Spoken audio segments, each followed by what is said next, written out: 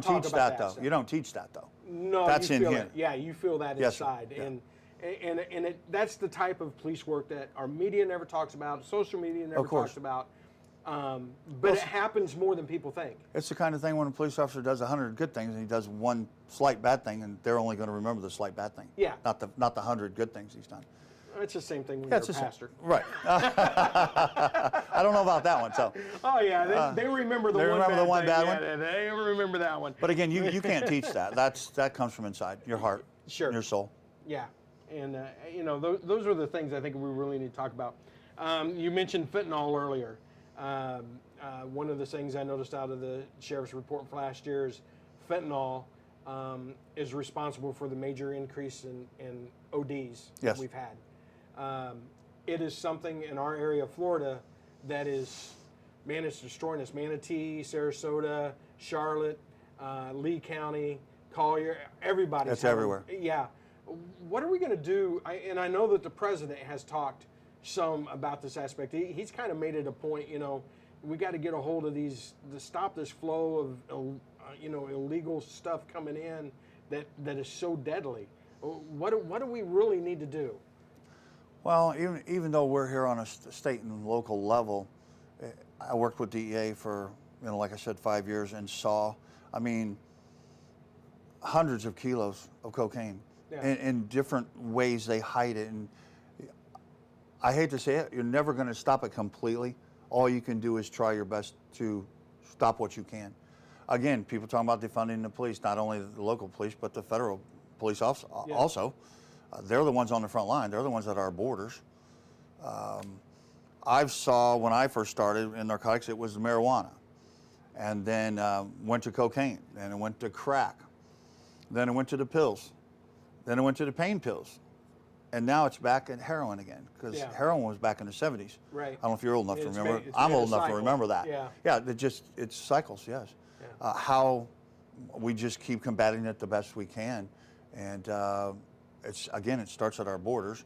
I'm sure there's fentanyl labs here somewhere, but I don't know. I just keep putting your best foot forward and fighting it the best way you know how with the troops you have. Yeah, I worked in conjunction with the church work. I did drug alcohol rehab for a few years, and was tied in with that, and how it gets a hold of people. I know there's a push to decriminalize marijuana in this day and age. Mm-hmm. And people say, well, it doesn't hurt anybody. Well, I watched guys, I met a guy who lost 3 network TV jobs because he couldn't quit smoking pot. He became so lethargic he couldn't work. Everybody's different. I just feel like, and some people will point to this as my religion or whatever, and that's okay. I'm cool with that. But I just feel like if we give into this, then we're going to give into something a little worse the next time, and we're going to keep getting and going down a trail that we don't need to go down. Yeah, I was out one day. You asked how to maybe stop it. Is we had a tip group in narcotics. Had 2 guys working tips, so that's all they did. And one day I happened to take one, and it was meth. I forgot the meth part there. We started having meth labs. Yeah. So I go out, I arrive at the house, I smell the odor. I thought it was like paint thinner. Here comes this guy walking around the side of the house. Well, he invites me in the house. So I get in the house, in the living room, like 10 feet away, batteries stripped out, the alkaline strips, and coffee filters stacked up to the ceiling in the kitchen, and red ones from the phosphorus in the garbage can. So got him out, backed out, DEA came down. But again, you just got to go like a tip. A tip just come in. But instead of just letting it go, you got to go check it out. Yeah. You get the same thing with a fentanyl lab. You get a tip, go check it out. I've never understood anybody wanting to take alkaline out of a battery and put it in your body. Yeah.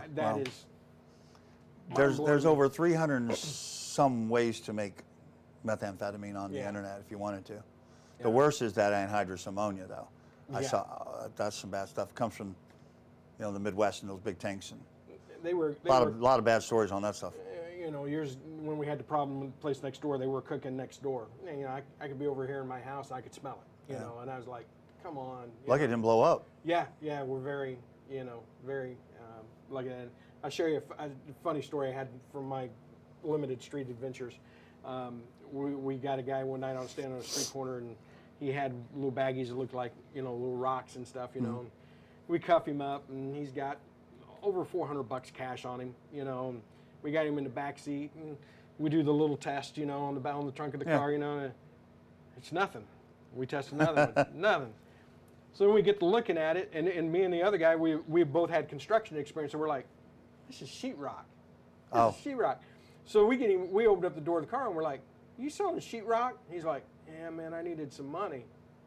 And we're like, so we closed the door, and we're like, okay, what are we going to do with this guy? And we're like, man, it's a lot of paperwork for this. We charged them. We charged them in sale in lieu of. Do you? Yes, sir. Well, they're out there acting like they're selling crack. So yeah, we were debating what to do. So we opened up the door and we uncuffed him. Oh. And he goes, "What are you guys doing?" We're like, "We're cutting you loose, man. We figure the street will take care of you." Oh. And the light bulb went off in his head. Oh no, man! You got to take me to jail. And he's trying to get back into the back seat of the car. You got to take me, and And the last we saw him, he was running down the middle of the street as fast as he could. Away from the people he sold that fake rock to. Away from he'd been selling from all night because he knew somebody was coming to look. We got took up one night, we were up in Laurel helping Sarasota County working, and of course you have the money here, and they're willing to grab it as fast as they can. Then they just shove something in your hand, and we got back and we had rocks, all right. They were real rocks off the street, those little stones, but it was dark. Yeah. You don't do a flashlight and go, oh yeah, that's not crack. You just take it and get out. Yeah. Hey, let me do a test here. But I bought fake rock before too. So. Yeah. It was just part of the deal. It is what it is. Yeah, I think drugs are one of the biggest problems we have. Oh, big time. And it's not in our country; it's worldwide. But it leads to the burglaries and the thefts and the assaults and possibly the rapes, and it leads to a lot of things. It sure does.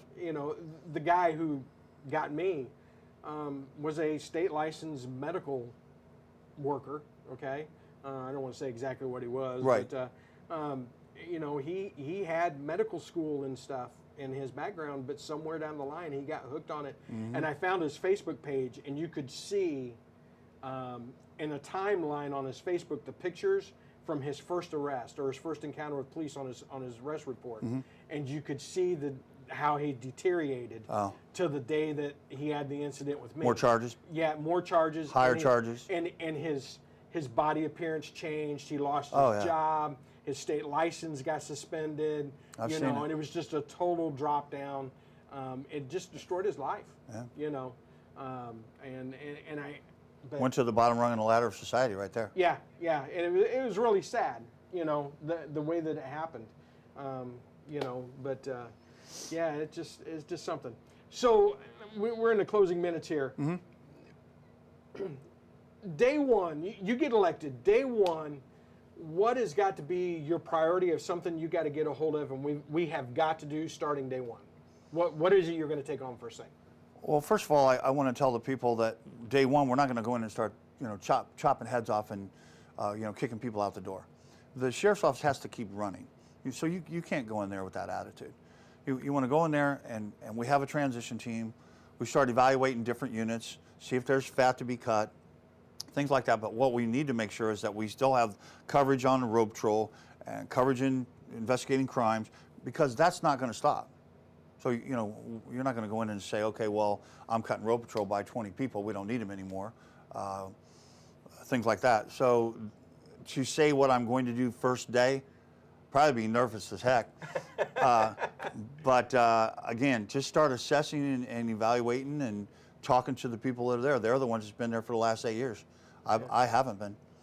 Learn. You don't know everything going back. I don't know everything going back in there and didn't claim to. Sure. So we have to learn from the people that are there what's been going on. And then once the transition is complete, then we can start assessing. And the first thing I would like to do, though, after the transition is a use of force continuum. Make sure it's there, in place. Okay. We're not putting these on necks. We're not teaching to put these on necks. Yep. Things like that. We're not, hitting someone with a baton above where we're not supposed to be. Drawing a weapon when you're not supposed to be. Things like that. And again, policy and procedures. That's where the agency needs to be, and make sure that we're up to speed.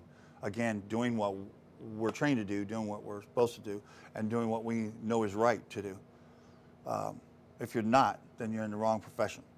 And so that would be my first plan of attack on anything in the sheriff's office, to make sure that we're up to speed and hold people accountable. Is the sheriff's department fully staffed at the moment with officers?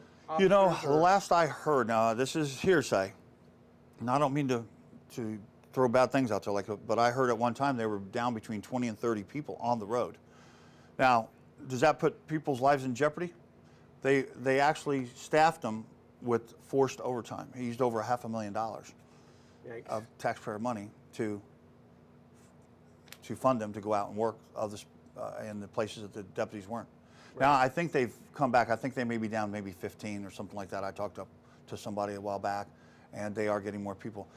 Again, they're having a hard time keeping people. I don't know if it's the pay. I don't know if it's the culture. I don't know what it is. But things will have to be looked at in that area too, especially the culture. Yeah, the culture right now for police officers is... Yes. Yeah. You have to go in there and lead. You have to go in there and lead by example and get out and not sit back and watch. No. Get out and don't ask somebody to do something you wouldn't do, and that's me.